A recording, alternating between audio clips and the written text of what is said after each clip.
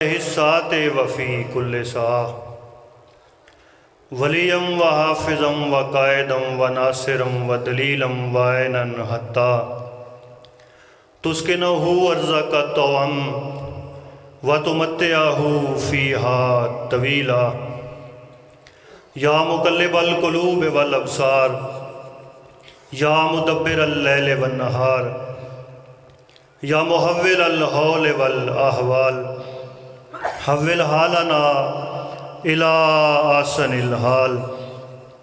السلام علیکہ یا صاحب العصر والزمان والسلام علیکہ یا شریک القرآن۔ صلوات پڑھیے بلند آواز سے۔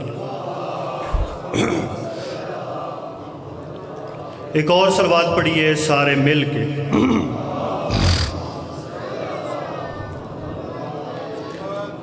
بسم اللہ الرحمن الرحیم۔ الحمدللہ رب العالمین والصلاة والسلام علی رسولہ الکریم وآلہ الطیبین الطاہرین المعصومین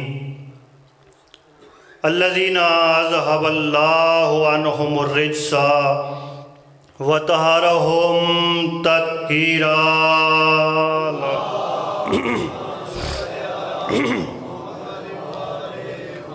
ولعنت اللہ علی اعدائہم ملعونین اجمعین من یومنا ھذا الی یوم الدین۔ اما بعد فقد قال حق سبحانہ فی محکم کتابہ المجید وفرقانہ الحمید وقولہ الحق۔ بسم اللہ الرحمن الرحیم۔ انما یرید اللہ لِیُذْھِبَ عَنکم الرجس اہل البیت ویطہرکم تطہیرا۔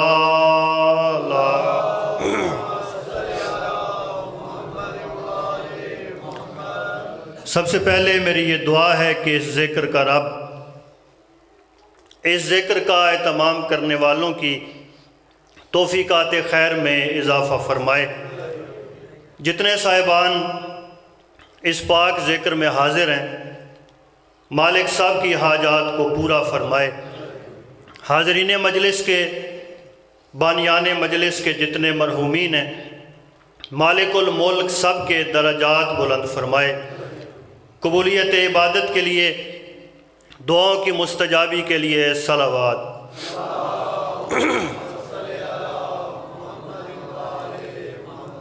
حاضرین محترم، موالیان ولی حق، عزاداران محسن انسانیت،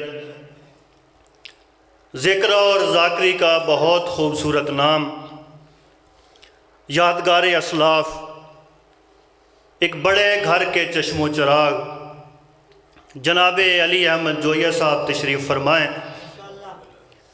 ان کی موجودگی میں اس دہلیز پر سجدہ ذکر پیش کرنا چاہتا ہوں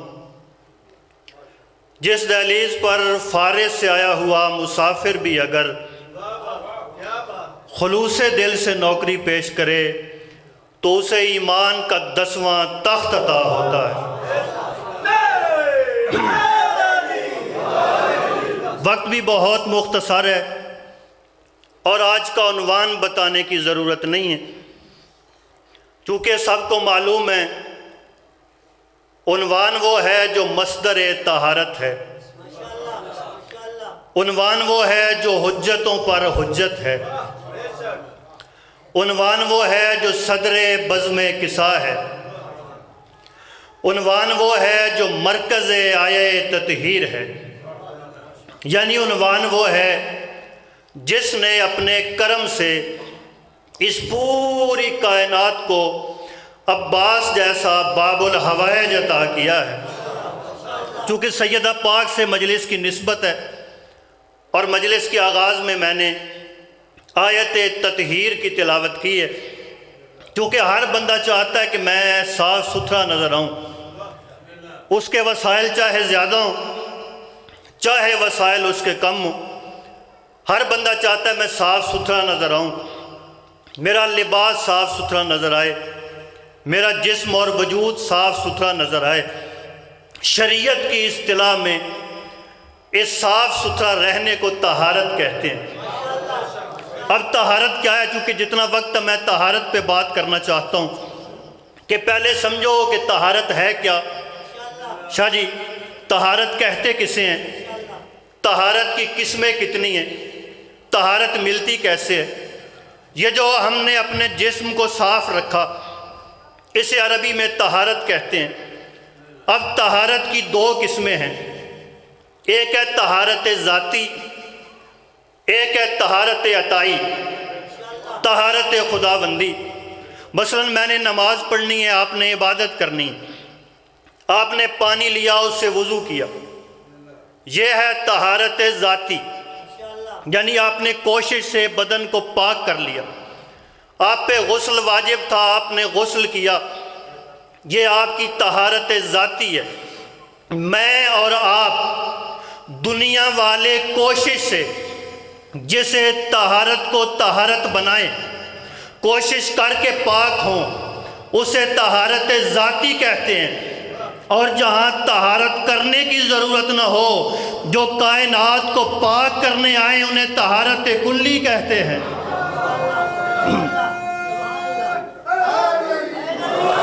ایک ہے طہارت ذاتی، ایک ہے طہارت رحمانی، ایک ہے طہارت ظاہری، ایک ہے طہارت باطنی۔ اب طہارت ظاہری کا تعلق غسل سے ہے، توجہ ہے نا صاحبان؟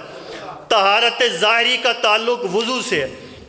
اب ذاکر صاحب میں نے کیا کیا؟ میں نے وضو کرنے کے لیے پانی سامنے رکھا، قرآن نے جیسے وضو واجب کیا تھا، نبیوں کے سلطان نے جیسے بتایا تھا، میں نے پانی بھی پاک لیا، پانی بھی اجازت سے لیا، لیکن ترتیب میں فرق کر دیا۔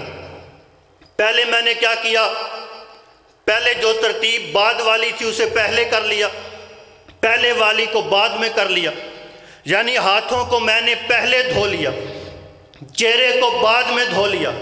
آپ جس مکتبہ فکر سے تعلق رکھتے ہیں، میں سب سے چھوٹا ذاکر ہو کہ آپ سے سوال کرنا چاہتا ہوں کہ کیا میرا وضو مکمل ہے؟ آپ کہیں گے وضو مکمل نہیں۔ میں نے کہا جی میں نے پانی بھی پاک لیا، پانی بھی مالک کی اجازت سے لیا، وضو کی نیت بھی درست کی، پھر میرا وضو ٹھیک کیوں نہیں؟ آپ کہیں گے آپ نے ترتیب کو بدل دیا۔ میں نے کہا جی ترتیب کو کیسے بدلا؟ آپ کہیں گے جو اللہ نے بتایا تھا، جو حسنین کے نانا نے بتایا تھا، تم نے اس ترتیب کو بدل دیا، تم نے اس کو آگے پیچھے کر دیا، اب تمہارا وضو درست نہیں۔ تو پھر میں لائیو چلنے والی مجلس میں پیغام دینا چاہتا ہوں کہ پانی بھی موجود ہو، پانی اجازت سے ہو، آپ ترتیب کو وہ بدل دیں تو آپ کا وضو باطل ہو جائے۔ یہی تو میں عرض کرنا چاہتا ہوں کہ اللہ نے طاہر بھی بنا کے بھیجے ہیں، اللہ نے امام بھی بنا کے بھیجے ہیں، اللہ نے خلیفے بھی بنا کے بھیجے ہیں۔ جو اللہ کے حکم کے خلاف اپنے امام بدلا لے، اس کے امام کل بھی نجس تھے، آج بھی نجس۔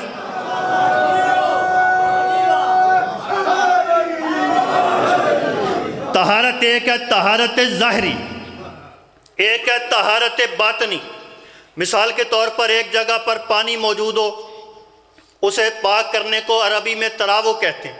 شاہ جی کنویں میں پانی موجود ہو، آج کل چلیں کنویں کا استعمال کم ہوتا ہے کم علاقوں میں، اب کنویں میں کتا گر جائے، اسے آپ پاک کیسے کریں گے؟ جب بہت بڑا پانی کا ٹینک ہو، واٹر سپلائی، اس میں کتا گر جائے، آپ پاک کیسے کریں گے؟ جائیے 73 فرقے کے مولویوں سے جا کے پوچھیے کہ ہم نے کنویں کو پاک کرنا ہے، تو وہ کہتے ہیں آپ تراو کا عمل کریں۔ اب تراو کیا ہے؟ کہتے ہیں اسے کچھ ڈول پانی کے نکالیں۔ آپ نے کیا کیا؟ پانی کا پاک ڈول لائے، 70 ڈول پانی کے نکالے، پانی گلاس میں ڈالا، چلے گئے مولوی صاحب کے پاس، کہا جی یہ بتائیے کہ یہ پانی پاک ہو گیا۔ مولوی صاحب نے پانی کا گلاس سامنے رکھا، کتے کا ایک بال نظر آیا، آپ نے پوچھا جی پیئیں پانی؟ کہیں گے پانی پاک نہیں ہے۔ آپ کہیں آپ نے ہی یہ بتایا تھا کہ 70 ڈول پانی کے نکالو، پانی پاک ہو جائے گا۔ میں نے پاک برتن سے پانی کے ڈول نکالے، پانی پاک کیوں نہیں؟ 73 فرقے کے مولوی کہیں گے کہ پانی تو آپ نے نکال دیا لیکن کتا بھی پانی میں موجود ہے۔ پانی تو آپ نے باہر نکال دیا، 70 ڈول نکال لیے، لیکن کتا بھی کنویں میں موجود ہے۔ جب تک کتا باہر نہیں نکالو گے، 70 کی بجائے 170 نکال دو، پانی پاک نہیں ہوگا۔ میں بھی کہتا ہوں بے شک نماز پڑھ، روزہ رکھ، حج کر، زکوٰۃ دے، عبادت سے پہلے وضو واجب ہے، وضو سے پہلے پاک پانی چاہیے، تب تک طہارت نہیں ہوگی جب تک اندر سے بغض علی کا کتا نہیں نکلے گا۔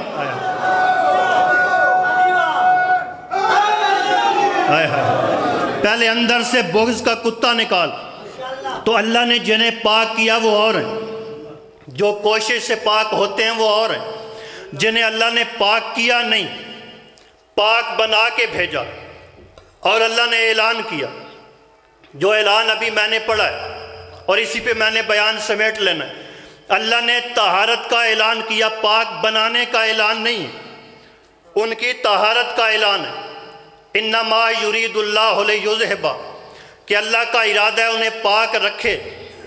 اب یہاں پر کچھ لوگ کہتے ہیں کہ آیت تطہیر نازل ہوئی، اس نے توجہ ہے نا، آیت تطہیر نازل ہوئی، اس نے آ کے آل محمد کو پاک کیا۔ تو میں پڑھے لکھے ذاکر کی موجودگی میں پیغام دینا چاہتا ہوں۔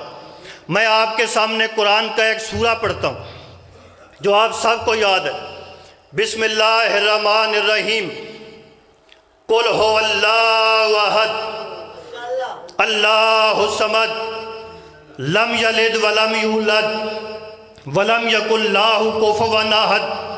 اب میں آپ سے سوال کر سکتا ہوں کہ میں نے سورہ توحید کو پڑھا، قل هو اللہ احد کی تلاوت کی، کیا اس سے پہلے اللہ ایک نہیں تھا؟ آیا توجہ، آپ توجہ نہیں فرما رہے۔ سردی میں آپ کے دل میں عشق علی کی حرارت پیدا کرنا چاہتا ہوں۔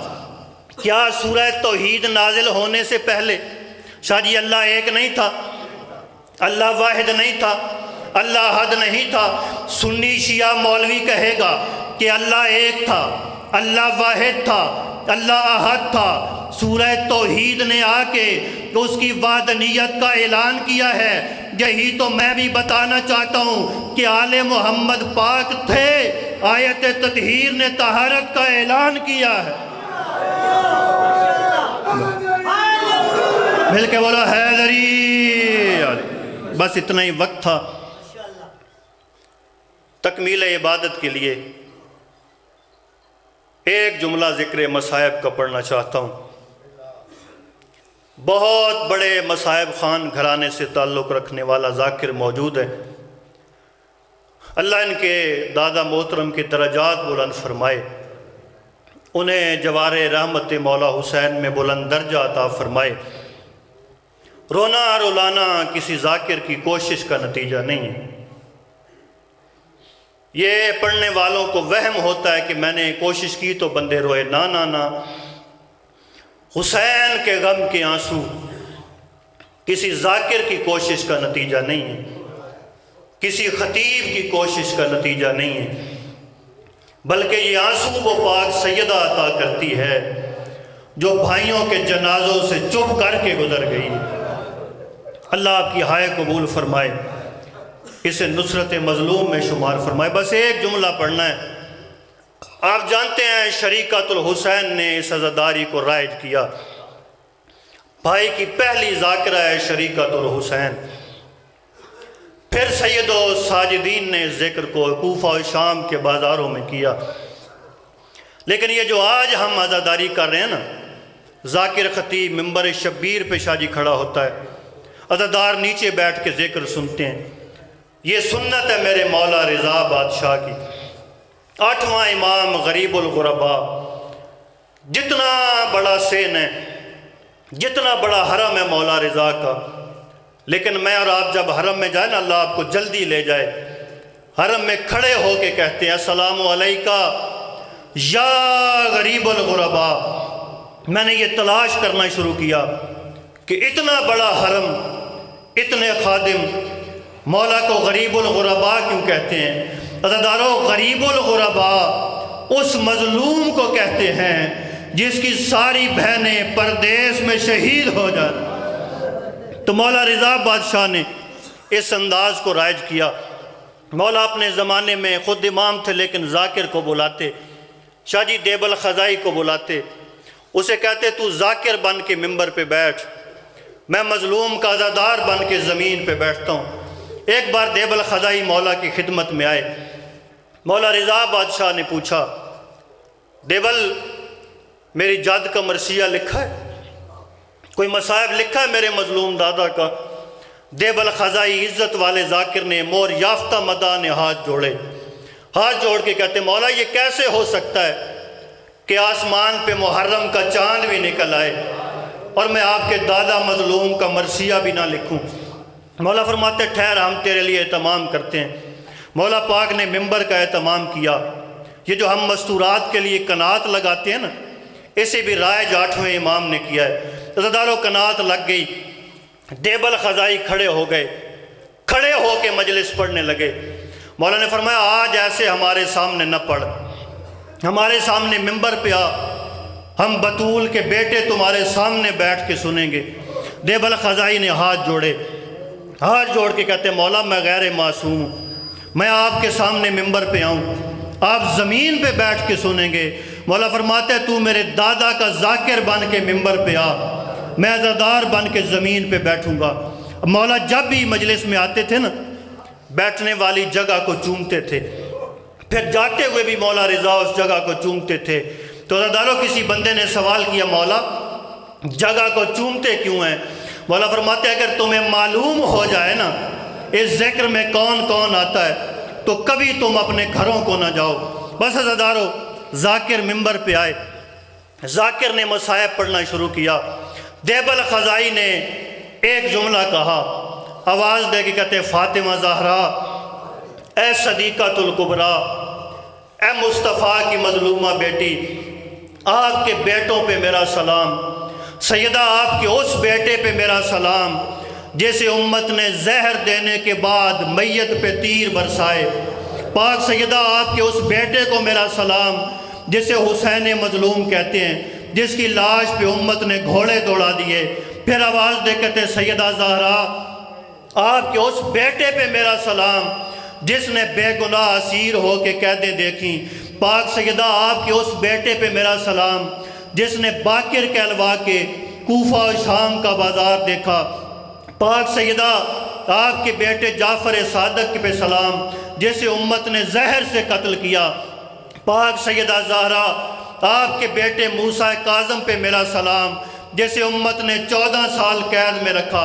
عزادارو جب دیبل نے یہاں تک مصائب پڑھ لیا نا، دیبل ممبر سے اترنے لگے۔ مولا فرماتے ایک جملہ میری طرف سے شامل کر لے۔ دیبل ہاتھ جوڑ کے کہتے ہیں مولا کون سا مصرع، کون سا جملہ آپ کی طرف سے پڑھوں؟ مولا رضا فرماتے دیبل ایک بار ایسے پڑھ، پاک سیدہ تیرے اس بیٹے پہ میرا سلام جیسے مشہد میں شہید کیا جائے گا، جیسے پردیس میں زہر سے قتل کیا جائے گا۔ اب دیبل خزائی نے ہاتھ جوڑے، ہاتھ جوڑ کے کہتے ہیں پاک مولا مجھے تو نہیں معلوم کہ سیدہ کا کوئی بیٹا یہاں طوس میں شہید ہوگا، مشہد میں دفن ہوگا۔ بلا تشبیہ مولا نے یہاں سے بٹن کو کھولا، اپنے سینے کی طرف اشارہ کر کے آواز دے کہتے ہیں یہ تیرا مظلوم امام ہے جو ایران میں پردیس میں دفن ہو جائے گا۔ عزادارو آخری جملہ، یہ آخری مصرع شاعر نے پڑھا نا، جب دیبل یہ مصرع پڑھ رہے تھے اچانک ایک سفید سر والی کنیز آئی، آ کے کہتی ہے مولا ذرا قنات کے اندر آ کے دیکھیں، ذرا پردے میں آ کے دیکھیں، کبھی آپ کی کوئی بہن بے ہوش ہو جاتی ہے، کبھی کوئی بہن غش کر جاتی ہے۔ علی احمد بھائی 8ویں امام چلتے چلتے قنات کے قریب آئے، آواز دے کے کہتے میری بہنوں ابھی تمہارا بھائی زندہ ہے، ابھی بھائی شہید نہیں ہوا، ابھی تو صرف زہر کا سنا ہے۔